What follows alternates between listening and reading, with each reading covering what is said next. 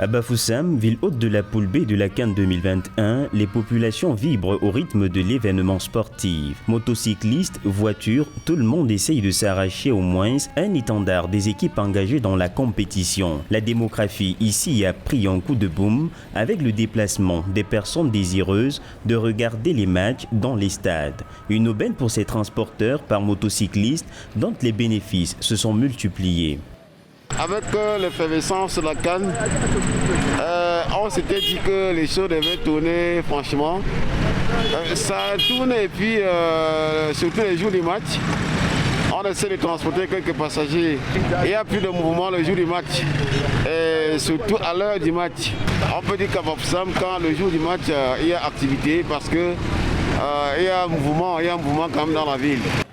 Chez certains acteurs de l'économie locale, la précédente lueur d'espoir suscitée par la tenue de cet événement semble être retombée très vite. Dans le secteur artisanal du marché B de Bafoussam, lieu généralement prisé des étrangers, ça tourne au ralenti. Colliers de perles rares, masques artisanaux, poteries et joujoux faits à la main, on en trouve de tout, partout. Rien ne bouge au niveau des ventes. La pandémie de Covid n'a pas épargné ces vendeurs qui en payent le lourd tribut.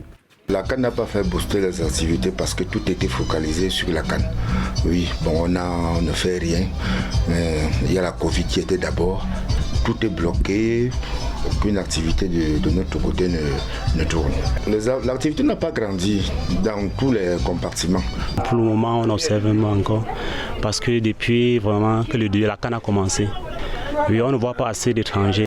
Je pense pas peut-être qu'on les permet de plus faire le tour du marché. Parce qu'avec la lutte du Covid, là, plusieurs personnes se protègent, mais tu vois, on ne les donne pas l'opportunité peut-être de se balader. Quand ils arrivent, ils sont toujours dans les hôtels. La CAN, activité de souveraineté, de rayonnement international et de prestige de l'État camerounais, induit de formidables opportunités dans différents domaines, mais pour les petits vendeurs, les attentes demeurent des mirages. Des bus qui se succèdent dans les parkings des agences de voyage de la ville de Bafoussam. Hôte de la poule B de la CAN 2021, la ville connaît un boom de voyageurs, des supporters majoritairement depuis l'arrivée des équipes fanions engagées dans la compétition. Ils arrivent par centaines pour ne pas être en marge de cet événement qui capte toutes les attentions. Effectivement, l'effectif de passagers et l'effectif de demandeurs a augmenté. Nous avons assisté à une augmentation massive, comme je l'ai dit tantôt, et nous avons pris des dispositions pour cela. Nous ne pouvons pas être précis dans les statistiques, mais ce que nous pouvons vous dire, c'est que la demande est forte et nous assistons également à une arrivée massive des visiteurs qui viennent de part et d'autre, surtout des autres pays de l'étranger. Depuis le début de la CAN, le mouvement à la gare routière a beaucoup changé parce qu'on reçoit même des étrangers tous les jours et même sur tous les jours de match, il y a affluence vraiment à la gare routière. Les gens vont de Bouddha pour Bafoussam, sur tous les jours il y a match à Bafoussam, même à la veille, on transporte beaucoup de personnes à la gare routière. Dans cette agence, comme dans les gares qui desservent les petits villages environnants, l'ambiance est la même. Des dispositions particulières ont été prises pour une gestion efficace de cette affluence. Renforcement des mesures de sécurité, recyclage des chauffeurs, lutte contre les produits dopants avant le départ, des mesures qui concourent à la sécurité et la sûreté des voyageurs. Comme vous voyez d'abord ce bâtiment à ces messieurs-ci. Nous sommes d'abord pour la sécurité, pour sécuriser d'abord les passagers. Pour les surcharges, on refuse. On les conseille aussi parfois de ne pas consommer d'alcool avant d'atteindre leur volant. C'est pourquoi vous allez voir les yeux sont toujours bien clairs. Il n'y a pas de personnes, c'est tous les chauffeurs là. Il n'y a pas de personnes qui peuvent aller à la compte de ce qu'on les dit, des consignes qu'on les donne. Nous avons naturellement renforcé notre personnel en effectif, mais aussi en compétences. Et notre parc qui est particulièrement sollicité est déjà assez fourni. Nous avons tout simplement pris des dispositions pour mettre tout à jour. Nous accompagnons les équipes et nous accompagnons également les supporters. L'organisation de la CAN, au-delà des stades, se joue également dans le secteur des transports qui s'y est arrimé pour un succès total. À l'état civil, il est né Lassana Beya Diallo, mais est plus connu comme Beya Diallo. Après son enfance à Monrovia, au Libéria, l'actuel ministre guinéen des Sports s'envole pour la Belgique où il devient boxeur après ses études, expérience qu'il mettra au profit du Parti socialiste belge.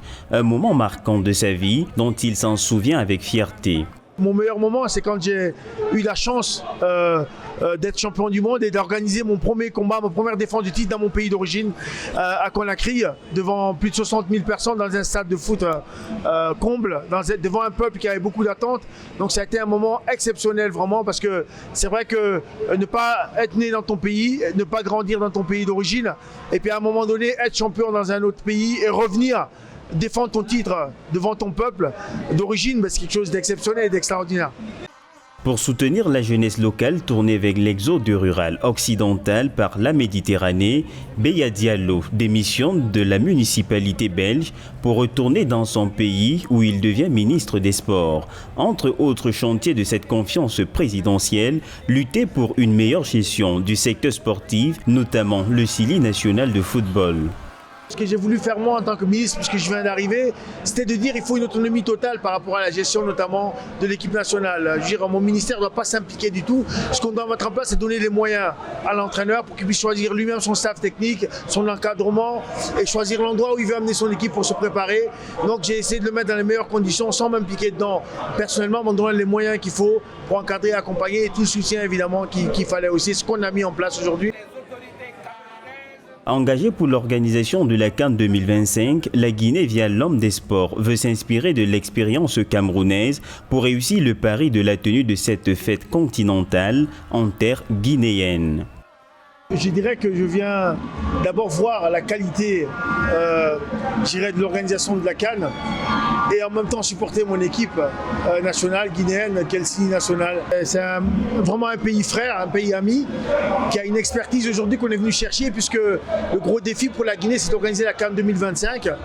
Et donc évidemment, comme le Cameroun est passé par là, donc on vient en même temps aussi prendre cette expérience, parce que quand on voit les moyens qu'ils ont mis en place pour justement organiser cet événement, qui a été gigantesque, quand j'ai vu notamment l'inauguration extraordinaire qui a été mise en place. L'allure robuste et sereine, Beya Diallo, ministre des Sports et champion de boxe de 51 ans, est un fin politicien, amoureux de performances sportives et managériales. Au stade de l'Ombé de Yaoundé ce 24 janvier, Cameroun-Comores, opposition entre un habitué de la CAN et une équipe qui la découvre. Avec 7 points, le Cameroun a terminé leader de la poule A sans perdre de match, à contrario des Comores qui en ont perdu 2 durant la phase de poule. Les Sélécantes ont été battus par le Gabon 0-1 et se sont inclinés devant le Maroc 0-2. Ils obtiennent leur qualification en prenant le dessus sur le Ghana 3-2 au terme d'une partie âprement disputée. Leur adversaire des 8e de finale, les Lions indomptables, ont dominé le Burkina Faso 2-1, l'Éthiopie 4-1 et ont fait jeu égal avec le Cap-Vert 1 but partout. Le Cameroun est favori dans ce 8e. Meilleure attaque de la phase de groupe avec 7 réalisations. Avec dans ses rangs l'actuel meilleur buteur Vincent Boubacar, 5 buts en 3 matchs. Les Comores peuvent cependant créer la surprise face au poulain d'Antonio Conceição, comme cela a été le cas le 18 janvier dernier en battant le Ghana, ce qui constituerait le 2e exploit des joueurs du coach Amir Abdou.